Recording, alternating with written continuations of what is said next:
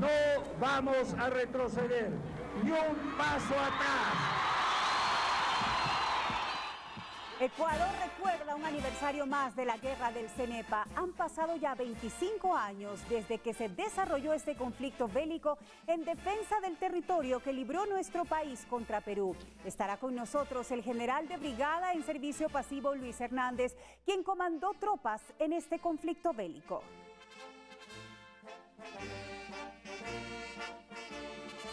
Además, reviviremos reportajes que guarda Gamavisión en sus archivos, el testimonio de lo que ocurrió entre enero y febrero de 1995.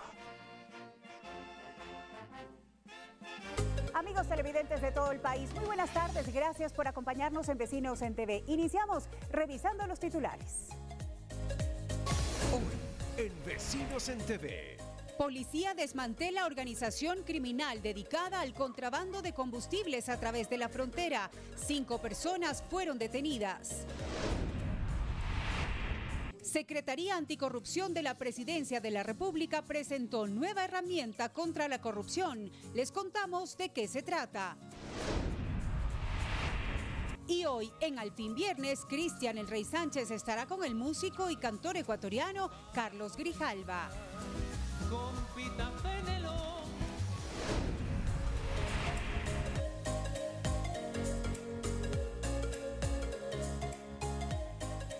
Iniciamos con el desarrollo de la información. Han transcurrido 25 años desde la guerra del Alto Cenepa. Recordemos este momento de la historia reciente del Ecuador en la siguiente nota. No vamos a retroceder, ni un paso atrás.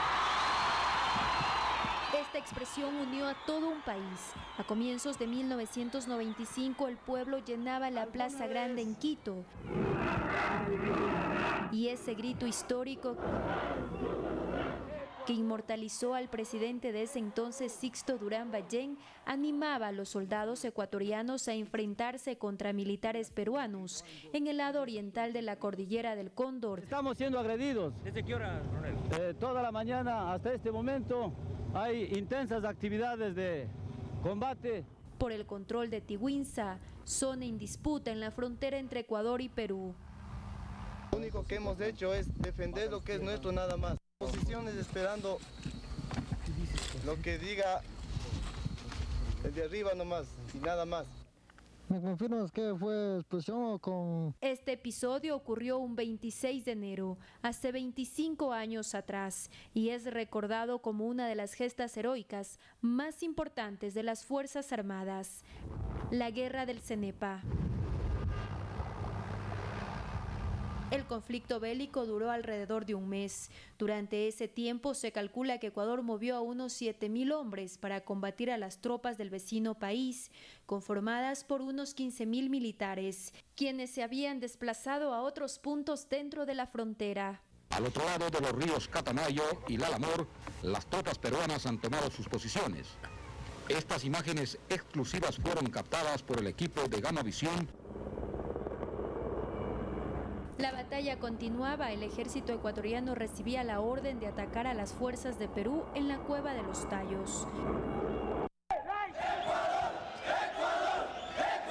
Los días transcurrían y cientos de voluntarios estaban dispuestos a defender la soberanía territorial. No importaba la edad. Esto mientras en las zonas fronterizas los ciudadanos se organizaban en fuerzas de resistencia. El fervor cívico se intensificaba. Estamos dispuestos a derramar hasta la última gota de sangre, todo por el Ecuador. Llegó el trágico día en que el joven soldado Héctor Pilco murió en el combate librado por tierra y aire. Según cifras oficiales, 33 militares ecuatorianos fallecieron, demostrando su valentía y patriotismo. Se registraron nuevas incursiones de helicópteros peruanos al destacamento ecuatoriano de Tiguinza, los mismos que fueron rechazados con fuego antiaéreo de nuestras tropas, por lo que un segundo helicóptero peruano fue derribado. Finalmente, ambas naciones declararon el cese al fuego y abrieron un proceso de diálogo que duró 3 años. El expresidente Yamil Maguad y su homólogo de ese entonces, Alberto Fujimori, concretaron la firma del acuerdo de paz definitiva, un 26 de octubre de 1998. La guerra del Cenepa marcó la vida de los combatientes, héroes y familiares. Al soldado ecuatoriano caído con gloria y honor. Además, dejó una sensación de unidad en los ecuatorianos. Para Vecinos en TV, Anaís Estrada.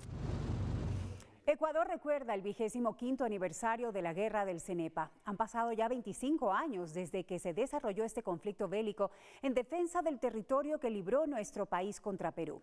El 26 de enero, domingo este año, ha sido designado en el calendario como el día que marca esta gesta.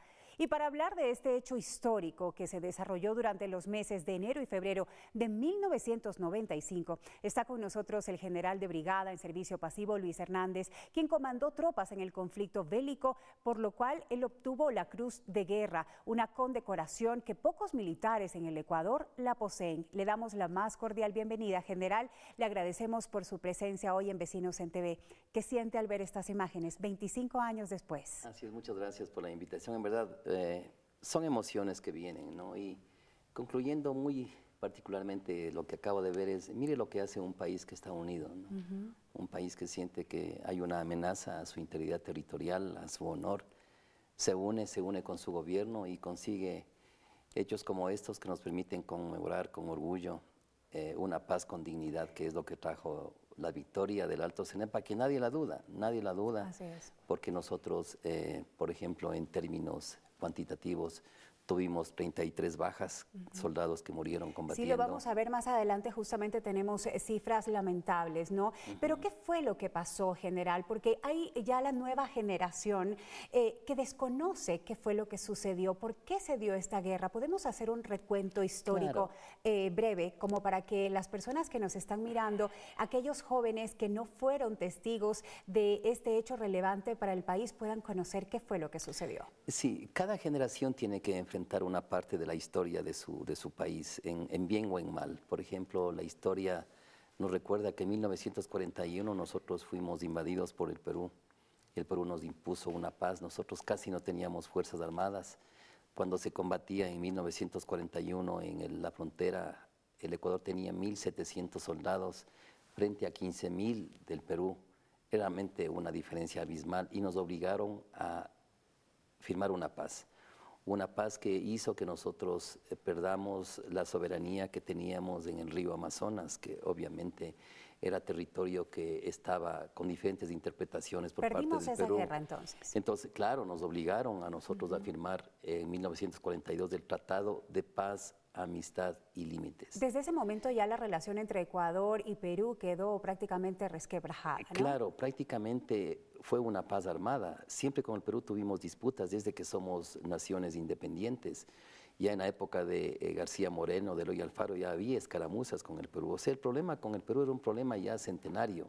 Entonces llegó el tratado y había una parte del tratado que no se puso de acuerdo ni el Ecuador ni el Perú en demarcarlo. Se trataba del río Cenepa, que estaba sin delimitarse. Exactamente, eran 78 kilómetros, entonces el Perú tenía una interpretación geográfica y el Ecuador tenía otra interpretación. Sin embargo, se decía que las relaciones iban tranquilas, incluso entre los puestos de los militares que ocupaban en esa época el lugar, ¿no? Entre peruanos y ecuatorianos. Así es, pero teníamos una línea que respetábamos, que era la línea de la Cueva de los Tallos. Esa línea había que respetarla y ni el Perú pasaba para el norte ni nosotros para el sur. Pero de pronto en el mes de diciembre de 1994 el Perú indica que ese es su territorio cuando no estaba demarcado y nos amenazó con que iba a ocuparlos. Bueno, se decía que también era como una táctica electoral del presidente en aquel entonces, Alberto Fujimori, pues porque se acercaban las elecciones en abril del 95 y él quería pues tener este triunfo sin duda ante Ecuador y creía pues que eso le iba a llevar a una victoria electoral. Lo voy a invitar, general, por favor, a revisar la siguiente nota, y es que la población ecuatoriana hizo un solo puño ante la amenaza del Perú. Mujeres, mujeres y niños evacuaron las poblaciones vulnerables mientras los hombres civiles decidieron tomar las armas para defender el territorio. Este es el testimonio que guarda el archivo de Gamavisión del ambiente en las poblaciones lojanas de la frontera con Perú. Veamos. Han sido evacuados totalmente desde las poblaciones fronterizas de Zapotillo y Lalamor todos los ancianos, mujeres y niños. Han sido ubicados temporalmente en Pindal, unos 40 kilómetros al norte de la línea de frontera. Esta mañana se realizó una emotiva ceremonia cívico-patriótica en la plaza central de Zapotillo. Entonaron las sagradas notas del himno nacional. Están dispuestos a defender nuestra heredad territorial. Hemos formado esta fuerza de resistencia para defender nuestra heredad nacional, el territorio nacional, esto que es nuestro de nosotros. No vamos a permitir una vez más que el enemigo siga siempre metiéndose a nuestras tierras. Estamos dispuestos a derramar hasta la última gota de sangre, todo por el Ecuador. Igualmente a las 10 horas de hoy, en Pindal se celebró una misa campal a la que asistieron multitudinariamente los habitantes de varios poblados ubicados a lo largo del sector fronterizo con el Perú. Tanto en la población civil como en nuestras tropas se aprecia un elevado espíritu cívico y patriótico. Y en verdad he sentido un apoyo total de la población. Todos los hombres colaboran, toda la población, las mujeres, inclusive algunas se quedan aquí para ayudar en cualquier administración logística, pero especialmente he visto un patriotismo muy alto, la moral muy alta y que van a defender su tierra a toda costa. Estamos colaborando, hemos trabajado las 24 horas con la finalidad de evacuar a las mujercitas y a los niños. Los hombres, como usted nos ve, estamos aquí con el arma para defender la integridad territorial. Tanto en militares como en civiles se observa orden y serenidad en la línea de frontera. Al otro lado de los ríos Catamayo y Lalamor, las tropas peruanas han tomado sus posiciones. Estas imágenes exclusivas fueron captadas por el equipo de Gamavisión en las últimas horas, donde se ve a soldados peruanos en la plena línea fronteriza. Aquí, un grupo se acerca hasta el río Lalamor para abastecerse en varias trincheras camufladas. Como podemos apreciar, las tropas peruanas se han abastecido de agua y se retiran de este sitio. En las riberas del río Lalamor, límite fronterizo entre el Ecuador y Perú, en el cantón Zapotillo, provincia de Loja, con la asistencia técnica de Manuel Villagómez y Víctor Paredes, Patricio Carpio Mendieta, Gamavisión. General, bien dicen que en toda guerra no hay ganadores ni perdedores, solo sobrevivientes. ¿Cuántos soldados partieron a la guerra del lado ecuatoriano? Nosotros al final, al principio estábamos más o menos unos 1000 hombres en la línea del Alto Cenepa y luego, claro, se incrementaron las operaciones. Tenemos que haber tenido entre 3000 y 4000 cuando ya terminó el conflicto. Incluso, como veíamos en la nota, se fueron personas civiles que no tenían nada que ver con la preparación militar. Claro, es que cuando una nación entra en un conflicto, no es solamente el ejército que está en armas, sino toda la nación está en armas. Y no solamente con un fusil, sino apoyando las operaciones militares. Aproximadamente entonces 4000 ecuatorianos estaban al frente. Sí, en todo el sector. Yo creo que en el Perú había entre unos 7000 y 8000 en el sector. ¿Nos doblaban? Sí, o sea, el Perú siempre tiene una capacidad mucho mayor que el Ecuador, es un país con mucha más población y su ejército actualmente es un ejército casi 3 veces más que el ecuatoriano. Sin embargo, las bajas fueron mayores en el lado peruano. Sí, nosotros estábamos muy bien preparados, tuvimos una muy buena estrategia. Yo recuerdo que yo me fui el 16 de diciembre como comandante del agrupamiento general Miguel Iturralde. Yo fui a organizar la defensa del Alto Cenepa. Yo vi la guerra, yo no tenía ninguna duda y eso me ayudó a que la organización de la defensa sea realmente tomándole en serio, ¿no? A tal punto que en el mes de diciembre las cosas ya se amainaron un poco y me ordenaron que salga el agrupamiento en 2 grupos de vacaciones.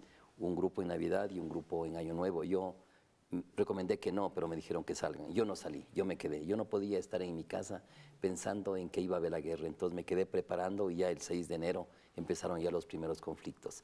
Pero aquí hay que tomar en cuenta cómo nuestra preparación nos permitió realmente que al principio, cuando empezaron las operaciones, tuvimos solamente 10 bajas. Cuando atacamos la base norte el 26 de enero, que es el día domingo, yo adelanté helicópteros a la zona donde era el ataque para, por si acaso, evacuar heridos nuestros. Pero cuando me reportaron que se había conquistado base norte y que no había bajas, yo realmente me sentía tan emocionado y tan agradecido, ¿no?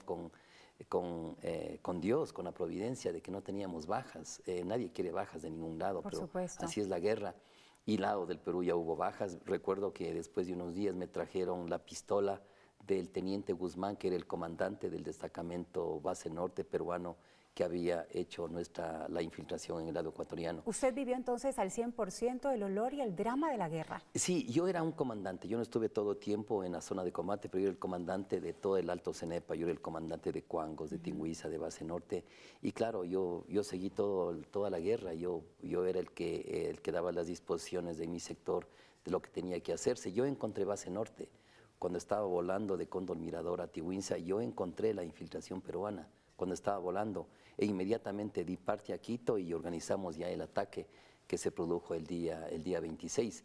Pero considerando únicamente que nosotros derribamos 5 helicópteros peruanos, que nadie lo discute, el Perú lo reconoce, solamente ahí, considerando que en cada helicóptero haya unas 15 personas, se ocasionó en total, yo creo, unas 200 bajas al ejército peruano. Entonces, y las bajas que realmente son lamentables. Lo voy a invitar, general, a ver la siguiente nota, y es que el primero de los 33 soldados en caer víctimas de la ofensiva peruana en la guerra del Alto Cenepa fue el soldado Héctor Efraín Pilco Chango, de 20 años. Era originario de la provincia de Tungurahua. Así reportó Gamavisión esta triste noticia el 29 de enero de 1995.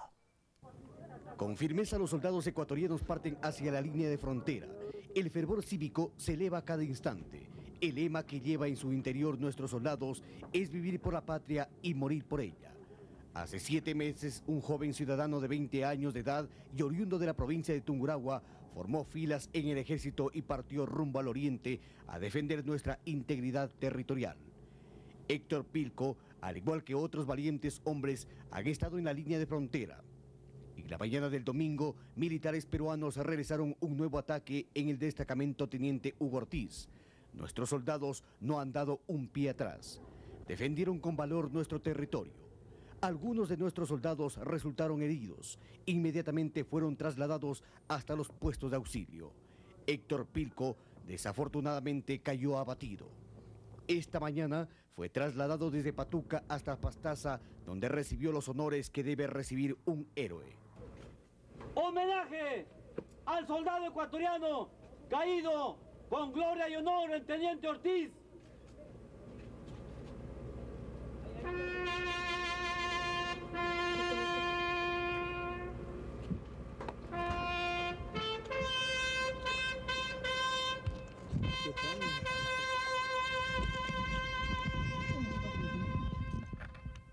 El féretro de Héctor Pilco fue conducido hasta Quito. Sus familiares aguardaban desesperados. El cuadro fue dramático. Héctor Pilco murió defendiendo a su patria. En Quito se rindió todos los honores a este valeroso hombre. Héctor Pilco pasará a la historia como un gran héroe.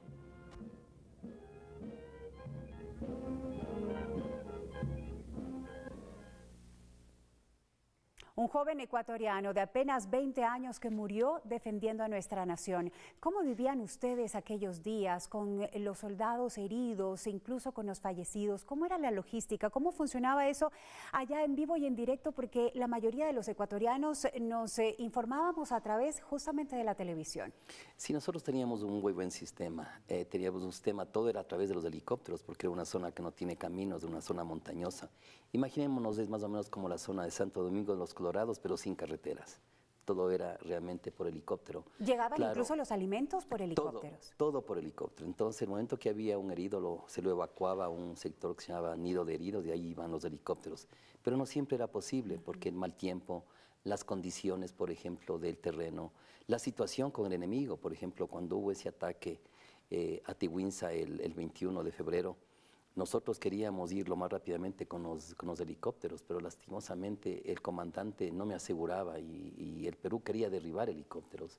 Entonces el comandante me dijo, espera, era un compañero mío, Costa, me dice, espera, todavía no podemos asegurarte que el helipuerto esté seguro. Entonces los muertos que tuvimos ahí, más de 10, fueron enterrados y el helicóptero que pudo sacar los primeros heridos y después más tarde los muertos fue el día 24 de febrero, o sea, 2 días después. 2 días. ¿Cuánto tiempo duró en sí la guerra? Se dice que fueron 6 semanas. Sí, los primeros enfrentamientos realmente fue el 11 de enero. El 11 de enero ya las tropas ecuatorianas impidieron una infiltración peruana y fue la primera vez que causamos bajas ya a los peruanos. Pero para no provocar, yo estaba prohibido después del 11 de enero de volar en el Alto Cenepa. Y claro, el Perú empezó a infiltrar soldados y es ahí que logró posicionarse en base norte, pero yo lo encontré el 23 de enero y el ataque fue el 26 de enero. Entonces, realmente las operaciones fueron hasta fines del mes de febrero, teníamos todavía heridos, teníamos enfrentamientos en el sector de Cuangos, de Tiguinza. Fueron 6 semanas intensas, pero la preparación que nosotros tuvimos empezó realmente ya el 16 de diciembre. Muy bien, general. Sin duda hay un hecho que marcó, creo yo, el sentimiento de todos los ecuatorianos y que nos unió más que nunca, creo yo, uno de los momentos más importantes en la historia de nuestro país. Y es que vamos a escuchar justamente un fragmento del discurso que ofreció el presidente Sixto Durán Ballén en el balcón de Carondelet el 30 de enero de 1995, donde se forjó la mítica frase, ni un paso atrás. Ayer en varias ocasiones, hoy en la mañana, al mediodía, he acudido acá para recibir a grupos ecuatorianos que quieren decirle al vecino del sur que ya es tiempo de que cesen estas invasiones, deben cesar, que a pretexto de una agresión que no la hemos hecho, quieran seguir reduciendo el territorio del Ecuador. No vamos a retroceder, ni un paso atrás.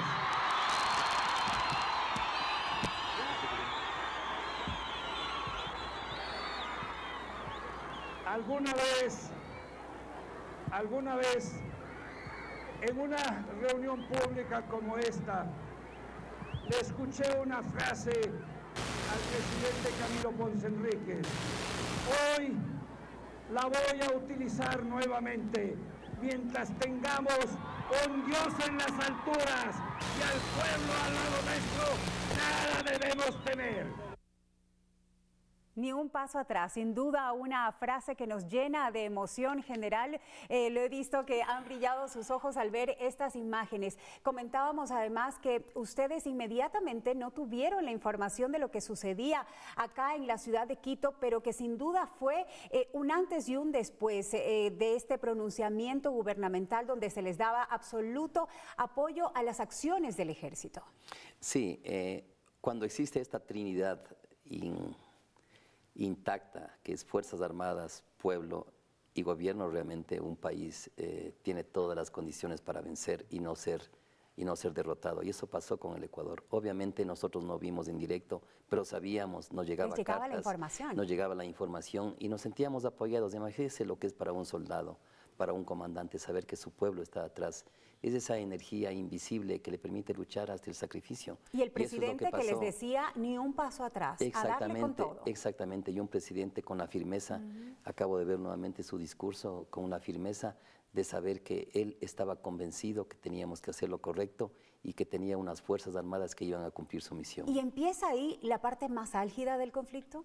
Sí, empieza lo más duro. Empezamos ya nosotros también a tener bajas. El día 30 ya hubo ataques en todo el frente del Alto Cenepa. Ya nos enfrentamos en la Cueva de los Tallos, nos enfrentamos en Base Sur. Empezamos ya a derribar los helicópteros peruanos, pero el momento realmente, un punto culminante en la guerra fue cuando hubo la participación de la Fuerza Aérea Ecuatoriana, una participación heroica. Salieron nos estaban bombardeando en el Alto Cenepa los aviones peruanos y salieron los aviones ecuatorianos y hicieron un planeamiento increíble. Hicieron que coincida la salida de Taura con el momento en que estaban volando los aviones peruanos y derribaron 3 aviones peruanos. Hasta que se decidió entonces que la solución a este conflicto debía ser diplomática y no en la guerra. Sí, o sea, el Perú aceptó que había un problema. El Perú no pudo sacarnos del Alto Cenepa, no pudo, era imposible. Entonces, sin embargo, la decisión diplomática fue que, bueno, pues el Cenepa pertenecía a territorio ecuatoriano, pero la soberanía la tenía Perú. ¿Cómo podemos decir entonces que ganamos esta guerra? Sí, lo que sucede es que el Perú nunca aceptó que había un problema. Para él, el protocolo de Río de Janeiro era lo definitivo y nunca aceptó. Es a raíz de la guerra que él aceptó que había un problema. Al aceptar que había un problema, le obligamos a que se siente a negociar y nosotros estábamos ocupando el Alto Cenepa. Pero claro, tanto Ecuador como el Perú nos sometimos al dictamen de los garantes y que la línea de frontera sea donde los garantes lo establezcan, no donde el Perú lo quería, no donde el Ecuador lo quería, donde los garantes, y los garantes establecieron lo que establecía el año de 1942, pero ya no como quería el Perú, o sea, en las condiciones que él quería, sino en las condiciones de saber que el Ecuador estaba ocupando lo que es ahora territorio peruano, nunca nos pudo sacar, y al final tenemos esta paz con dignidad que nos da orgullo a todos los ecuatorianos, y le entregamos a la generación actual una victoria que está escrita en...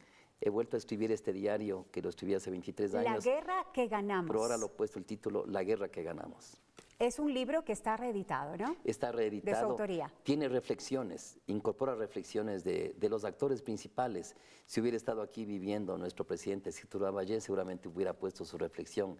Está la reflexión aquí de Mijael Gallardo, Bayas, Moncayo y de actores que estuvieron en el conflicto. Muchísimas gracias. Queremos agradecerle especialmente, general, por habernos visitado esta tarde, por habernos permitido revivir momentos importantes de la historia de nuestro país y hacer que estas nuevas generaciones conozcan de la importancia de lo que ustedes hicieron también por nosotros en su momento. Muchísimas gracias. A usted, muy gentil, muchas gracias. 12:55 en el Campo Santo de la base de enfrentamiento IWA se desarrolló una ceremonia de recordación de los 25 años de la Guerra del Cenepa. Se colocó la ofrenda floral como un acto de agradecimiento a los 33 héroes caídos en el enfrentamiento bélico ocurrido en el año de 1995. El alcalde de Pastaza, Osvaldo Zúñiga, expresó el orgullo de ser hijo y hermano de dos héroes que lucharon para defender al territorio ecuatoriano.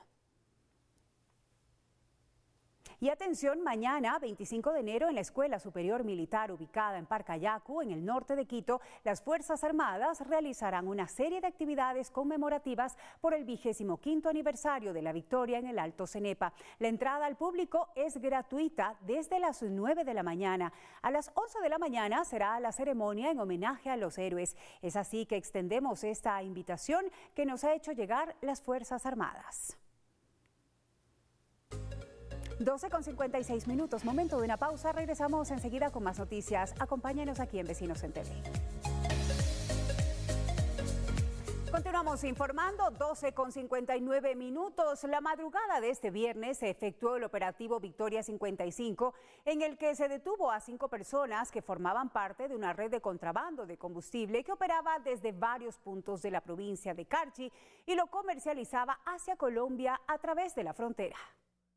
El operativo se desarrolló en San Gabriel, Julio Andrade y Tulcán, con la participación de más de 100 uniformados de varios equipos tácticos de la Policía Nacional, principalmente de la Unidad de Investigación de Delitos Hidrocarburíferos. Con este resultado de un trabajo efectivo que desarrolla la Policía Nacional a través de sus unidades especiales y en particular de la Unidad de Investigaciones de Delitos Energéticos, como respuesta a una política de gobierno nacional justamente para buscar aquellas personas que están dedicadas a actividades ilícitas que perjudican al Estado ecuatoriano. Esta organización delictiva dedicada al delito de almacenamiento, transporte, envasado y distribución de hidrocarburos perjudicó al Estado con alrededor de $600.000 al año en subsidios de combustibles, según lo informó el subsecretario de Orden Público, Guillermo Rodríguez. Básicamente ha sido aprendidas 5 personas que como modalidad tenían el trasladar el combustible subsidiado del país hacia Colombia. En el operativo se apreendieron 6 vehículos, un camión, 2 camionetas, 2 automóviles y un jeep. Estos vehículos se abastecían de combustibles en sus tanques originales o modificados en las distintas estaciones de servicio de Carchi, para posteriormente trasladarse hasta Colombia, donde el combustible ecuatoriano era comercializado. La modalidad de esta estructura delictiva radica en el tema del hormigueo, conocido como hormigueo. O sea, esto quiere decir que cargaban varias veces en distintas estaciones de combustible y lo iban a descargar en el vecino país de Colombia. El combustible que netamente estaba subsidiado lo vendían allá en un precio mayor para obtener un rédito económico. Para Vecinos en TV, Mauricio Herrera. El presidente Lenín Moreno, tras conocer el operativo en Carchi, que desarticuló a una organización que traficaba combustibles desde Ecuador a Colombia, señaló en su cuenta de Twitter: "Lo hemos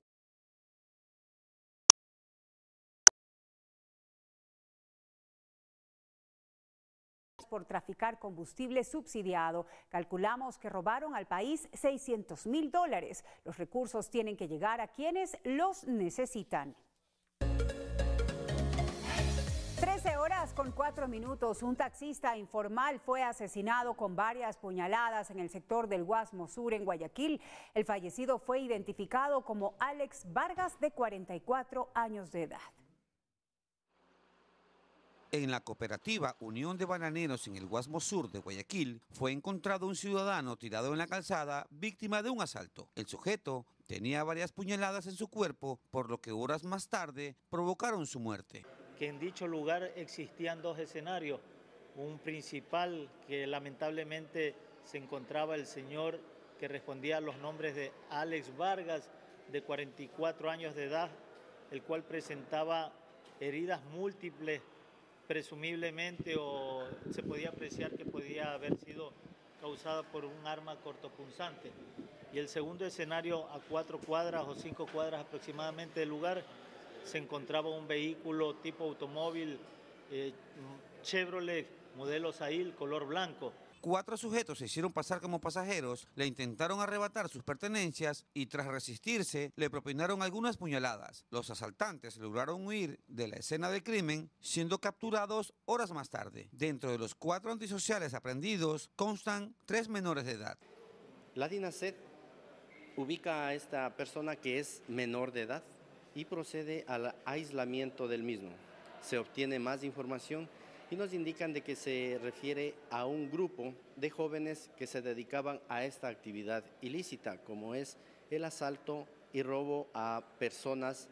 Hasta el momento de lo que va del año, se han suscitado 32 muertes violentas en la zona 8, 16 muertes más de las que se registraron en enero del año pasado. Para Vecinos en TV, Camilo Boutina Rosa. La DINASED investiga el asesinato de 2 ciudadanos manavitas ocurrido el jueves en la carretera Babahoyo. Según el reporte policial, los disparos los efectuaron 3 individuos a bordo de un automóvil gris, cuando las víctimas, que se encontraban a bordo de una camioneta de color negro, redujeron la velocidad para cruzar una lomada.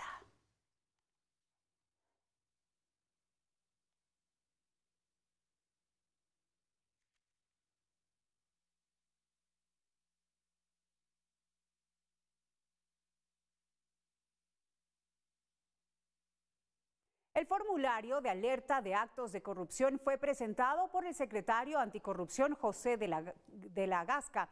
El instrumento permite de manera ordenada y sistematizada recoger las alertas de corrupción de la ciudadanía y funcionarios públicos y darle acompañamiento al denunciante durante el proceso. Esta herramienta tecnológica se encuentra disponible en el portal web de la Secretaría Anticorrupción y así da cumplimiento de las atribuciones otorgadas por el presidente de la República, facilitar a la ciudadanía el efectivo acceso a la denuncia de presuntos actos de corrupción. Es un compromiso del gobierno la educación en paz, en honestidad, en ética, en lucha anticorrupción. Y por eso estamos también implementando un concurso con el que se articula la academia para que los jóvenes puedan expresar sus ideas, debatir, hacer críticas sobre la corrupción. Queremos llegar hacia ellos y que desde ellos nazca la semilla del cambio. Tenemos que implementar un cambio de cultura, un cambio de pensamiento hacia la corrupción.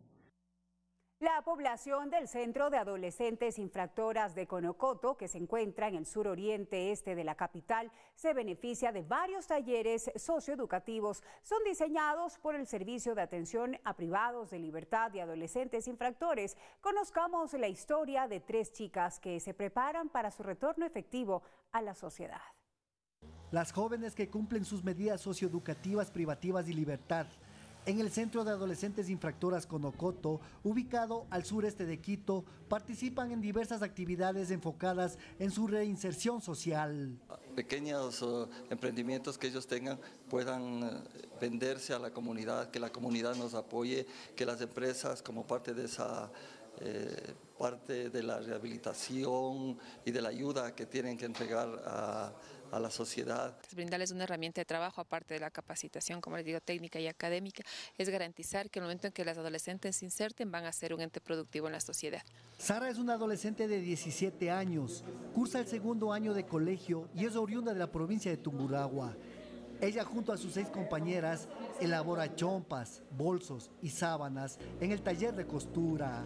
Que yo sé que puedo ser una mejor persona y demostrarme no solo a todo el mundo, sino a mí misma que yo puedo y que soy la mejor.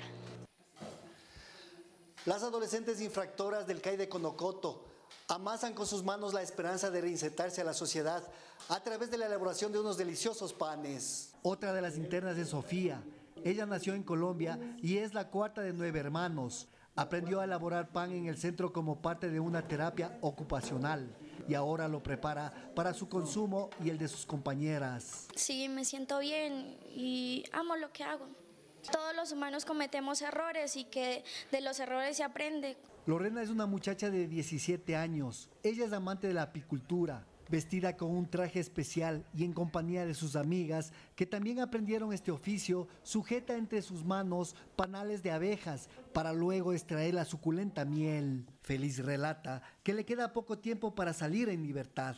Me puede servir a mí para crear tal vez una microempresa o tener yo mi propio trabajo y no irme por lo más fácil. El Centro de Adolescentes Infractoras Conocoto cuenta con 17 jóvenes, todas estas insertas en programas socioeducativos liderados desde el Servicio de Atención a Privados de Libertad y Adolescentes Infractores SNAI, enfocados en el tratamiento psicológico y emocional que las prepara para su retorno efectivo a la sociedad.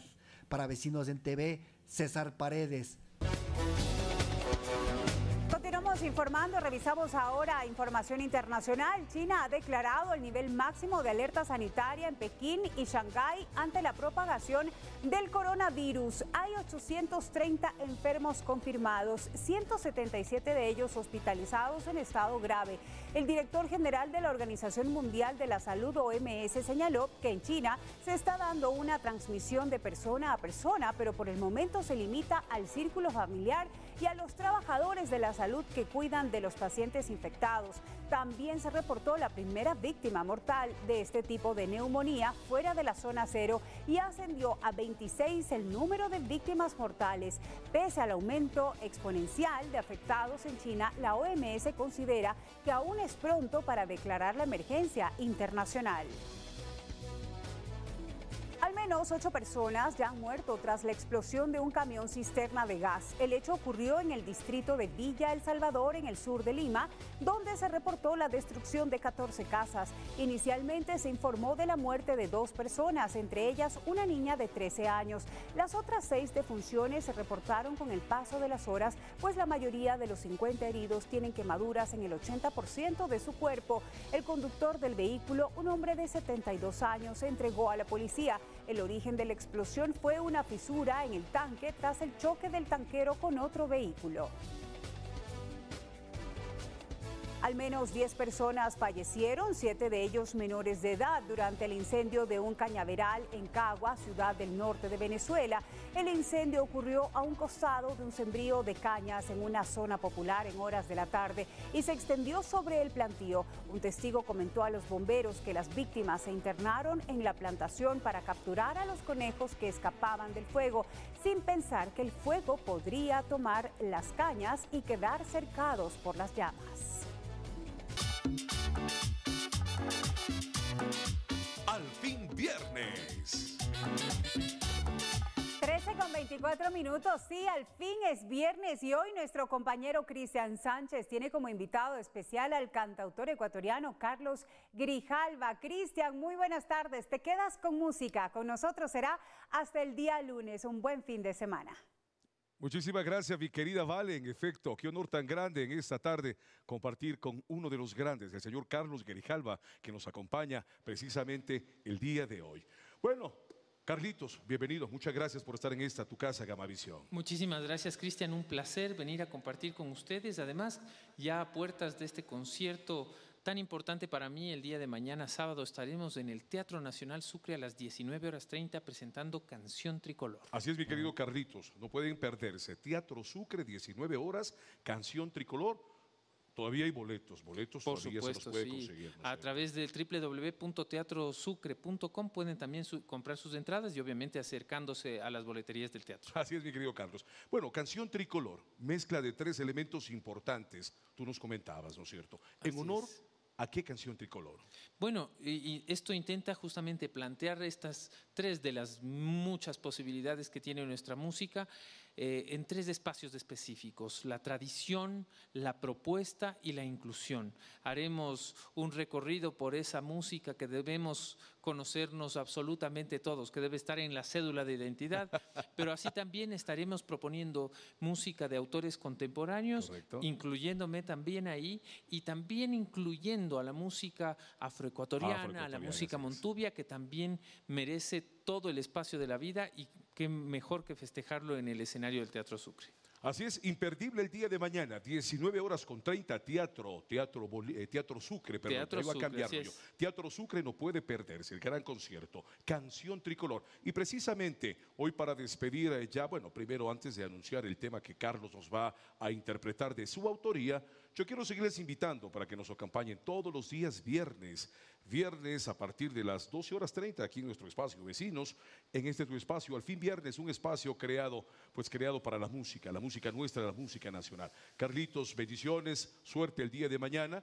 De tu autoría, este tema precioso, este gran pasillo, ¿no es cierto? No, es un De tu San autoría, Juan San maravilloso Juanito. que se llama A Octavas. A Octavas. En celebración justamente a esas fiestas maravillosas en la ciudad de Cayambe. Perfecto, así que Dios mediante, conmigo el próximo viernes, y les dejo en la compañía de Carlos Grijalva. Muchísimas gracias.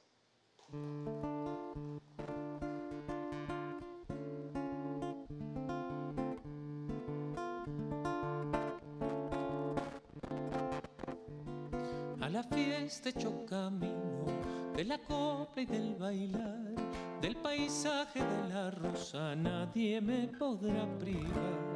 A la fiesta echó camino de la copla y del bailar, del paisaje de la rosa nadie me podrá privar.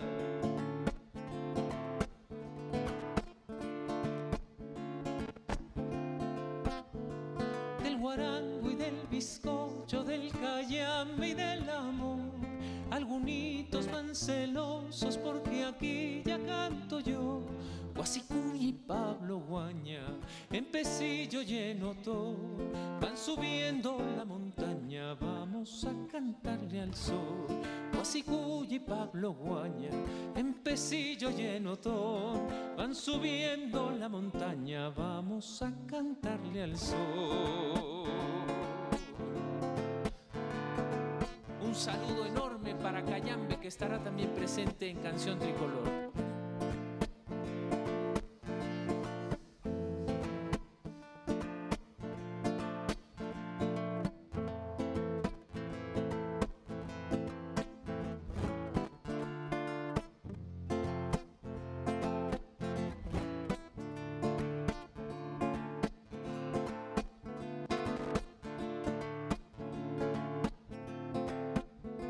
Del guarango y del bizcocho, del cayambe y del amor, algunitos van celosos porque aquí ya canto yo.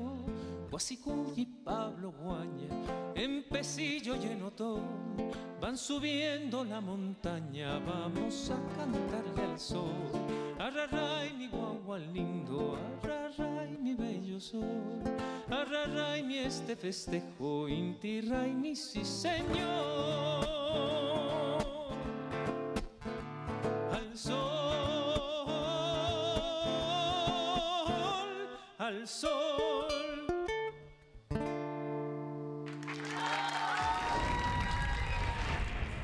Gamavisión presentó Vecinos en TV.